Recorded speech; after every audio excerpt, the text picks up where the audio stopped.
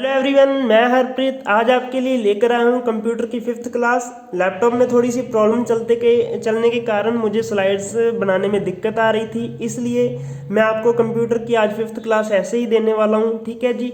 तो इसमें हम करेंगे सी लैंग्वेज, और सी लैंग्वेज के साथ साथ मैं आपके लिए शॉर्टकट कीज़ भी लेकर आया हूँ, वो भी मैं आपको लिखवाऊँगा। ठीक है। तो आपके लिए मैंने पूरी कॉपी पर सब कुछ लिख दिया जो जो इम्पोर्टेंट था एग्जाम के पॉइंट ऑफ व्यू, एफसीआई के लिए। ठीक है। तो सी लैंग्वेज में देखिए, सबसे पहले सी लैंग्वेज का पहले मैं आपको बता देता हूँ काम क्या होता है। जैसे कंप्यूटर में बहुत सारे फंक्शन हैं वो वर्क करते हैं, सी लैंग्वेज से बनते हैं। ठीक है। बहुत सारे जो फंक्शन है बहुत सारी लैंग्वेज के चलते ही बनते हैं, और जो कुछ प्रोग्राम है वो सी लैंग्वेज से बनते हैं। ठीक है। तो एक होती है C++, वो भी मैं आपको पढ़ाऊंगा। ठीक है। तो सी लैंग्वेज डेवलप किसने करा था? डेवलप करी थी डेनिस रिचई जी ने करा था। कब किया था? 1972 में किया था। आपको भी ऐसे ही नोट्स बनाने हैं जैसे मैंने लिखा हुआ है सब कुछ। ठीक है। तो कहाँ पर किया था इन्होंने? एट AT&T बेल लेबोरेटरीज इन USA। सी लैंग्वेज के पहले कौन कौन सी लैंग्वेज थी? पास्कल थी, ADA थी और कुबोल थी। पास्कल, ADA और कुबोल थी। ऐसे करके बहुत सारी और भी लैंग्वेज थी जिसमें ज़्यादा कम्प्लेक्स प्रोग्रामिंग की ज़रूरत नहीं पड़ती, तो वहाँ पर पास्कल, ADA और कुबोल पहले वाले प्रोग्रामों में यूज़ की जाती थी। ये वाले जो थे ना, ये वाली लैंग्वेज थी प्लेटफॉर्म एंड सिस्टम डिपेंडेंट थी। इसको सिस्टम और प्लेटफॉर्म दोनों की ज़रूरत पड़ती थी। सी लैंग्वेज क्या है? सी लैंग्वेज है प्लेटफॉर्म इंडिपेंडेंट। सी लैंग्वेज क्या है? Platform independent. जैसे हमें इंग्लिश को सीखने के लिए अल्फ़ाबेट, वर्ड्स, सेंटेंस और पैराग्राफ की ज़रूरत पड़ती है, वैसे ही सी लैंग्वेज को सीखने के लिए हमको ज़रूरत पड़ती है कांस्टेंट, कीवर्ड्स, वेरिएबल। ठीक है। तो इन तीनों को ला के बनते हैं प्रोग्राम। प्रोग्राम कैसे बनते हैं? इंस्ट्रक्शन के चलते बनते हैं। ठीक है। जो इंस्ट्रक्शन देते हैं प्रोग्राम के बाद क्या होती है? इंस्ट्रक्शन वर्क करते हैं प्रोग्राम में।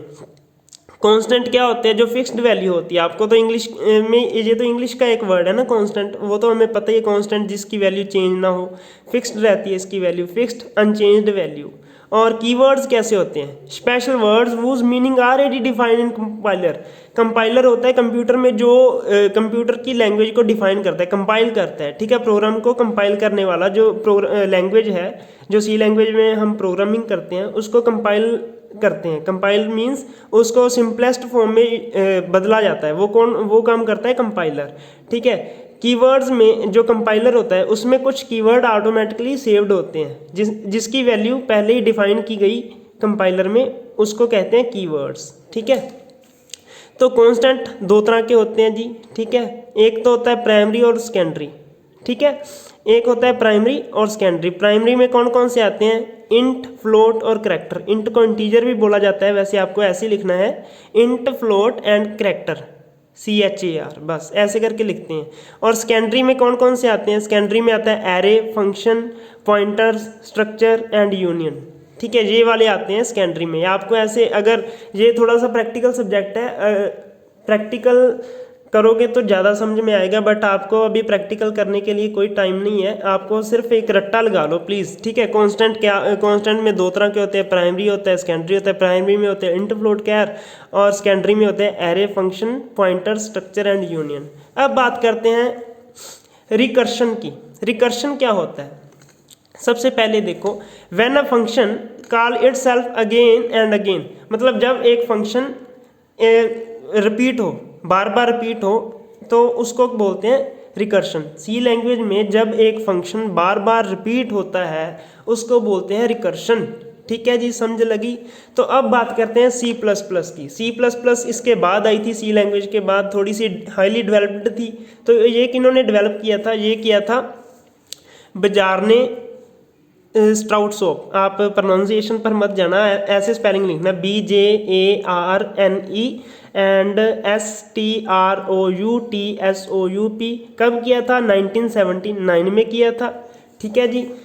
तो ये भी उसी लेबोरेटरी में जिसमें सी लैंग्वेज डेवलप की गई थी, AT&T बेल लेबोरेटरीज इन USA में। ठीक है। ये भी वहाँ पर ही डेवलप करी गई थी।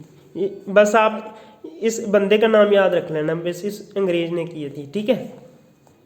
तो अब बात करते हैं इनहेरिटेंस की। इनहेरिटेंस क्या होता है? जब किसी बेस क्लास को, मतलब बेस क्लास से कोई नया प्रोग्राम तैयार हो जाता है, जैसे बेस क्लास से deriving a new class is known as inheritance. ठीक है जी। जैसे आप देखो फर्नीचर एक बेस क्लास है, फर्नीचर को मान लीजिए एक बेस क्लास में मानूं, फर्नीचर से आगे क्या होता है, चेयर होती हैं, टेबल होती हैं, ये किसके अंडर आता है, फर्नीचर के अंडर आता है। ठीक है, जैसे है तो सारा वुडन का ही खेल है ना, तो ये है ड्राइव्ड, ये ड्राइव्ड क्लास है और ये बेस क्लास है, मतलब ये दोनों इसके अंडर आएंगे। चेयर और टेबल किसके अंडर आता है, बेस क्लास में। वैसे ही इनहेरिटेंस का एक जो बड़ा पोर्शन होता है जिसके आगे जो पोर्शन बांटे जाते हैं। ठीक है जी, तो ये थे इनहेरिटेंस, सी लैंग्वेज और C++।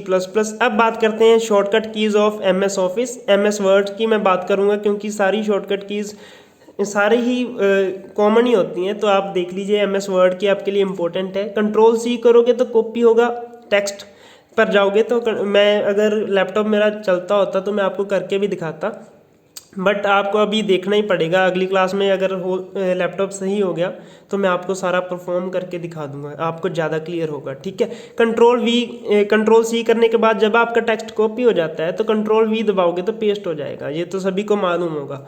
Ctrl+U दबाओगे तो अंडरलाइन आ जाएगा, R से राइट अलाइन हो जाएगा, L से लेफ्ट अलाइन हो जाएगा। बस कंट्रोल तो सबके दबाना ही दबाना है साथ में, जैसे ऐसे करके आप याद रखते हो। C4 कॉपी, V का आपको रट्टा लगाना पड़ेगा पेस्ट, U का अंडरलाइन, R का राइट अलाइन, L से लेफ्ट अलाइन, J से जस्टिफाई। ठीक है, राइट प्लस लेफ्ट अलाइन हो जाता है।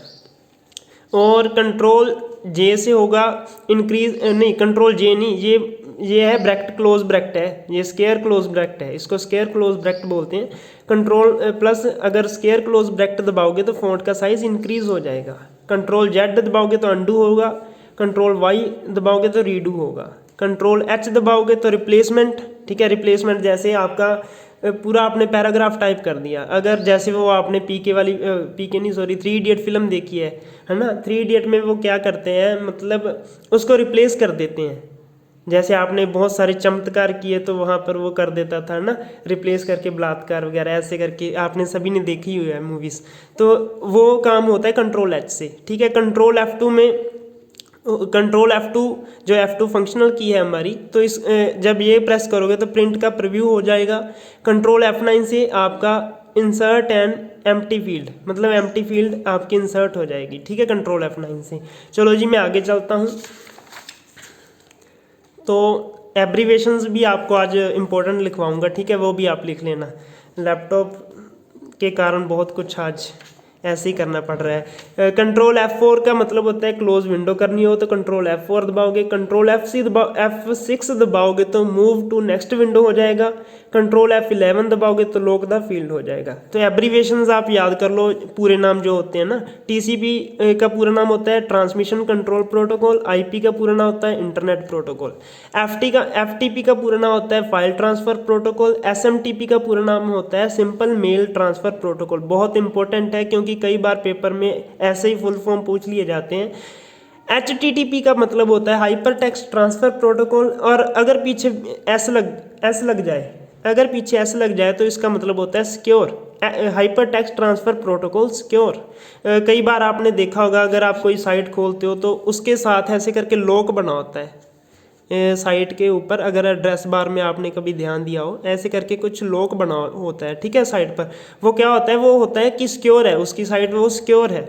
ठीक है जी, अगर कई बार ऐसे भी आ जाती है आपके सामने साइट जिसको आपने देखा होगा कि कई बार लिखा होता है ना कि प्रोसेस टू अनसेफ, मतलब your connection is not secure, ऐसे करके कुछ आ जाती है, वार्निंग भी आ जाती है।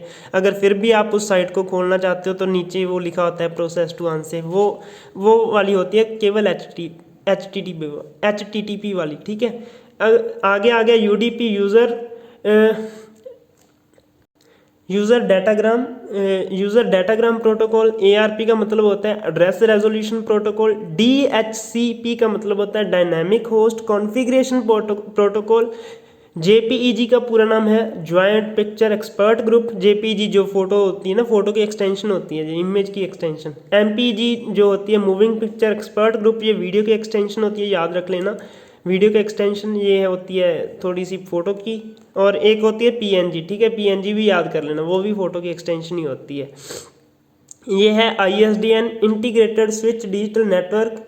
PPP peer to peer protocol. ISP का मतलब होता है इंटरनेट सर्विस प्रोवाइडर। ठीक है जी, ये थे आज का लेक्चर। उम्मीद करता हूँ आपको नोट्स बनाने में कोई दिक्कत नहीं आएगी। मुझे पता है मज़ा तो नहीं आएगा आज के लेक्चर में, ऐसे मुझे भी नहीं आया, बट थोड़ा सा आप वो करो यार, कोऑपरेट करो। आपको लेक्चर मैं डिलीवर कर रहा हूँ, ठीक है, तो आपका लॉस नहीं होगा। मैं नहीं चाहता कि आपका कोई भी लॉस हो। मेरा लैपटॉप अभी भी मैं आपको दिखा देता हूँ, वो चल नहीं रहा, उसमें जो विंडो है वो करप्ट हो चुकी है। कल कर रहा था तो बीच में से लाइट चली गई थी और बैटरी उसकी लो थी, तो कट हो गया सारा कुछ, वो करप्ट हो गई विंडो उसकी। तो आपको दिखाई देता हूँ, चलो देखो। अब मैं इसको ट्राई कर आपके सामने ट्राई करता हूँ, ठीक है। ये देखो, बटन दबाने पर भी ये वर्क नहीं कर रहा ठीक तरह से। 1 मिनट में चार्जर भी लगा देता हूँ।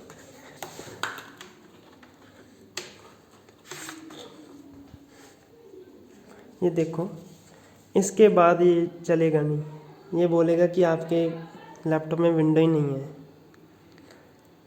ये देखो, विंडो फेल टू स्टार्ट ऐसे करके आ रहा है, इसलिए थोड़ा सा कोऑपरेट कीजिए आप, ठीक है। आज कोशिश तो मेरी पूरी यही है कि आज ठीक हो जाए, बट देखते हैं। चलो okay, bye bye guys, love you all.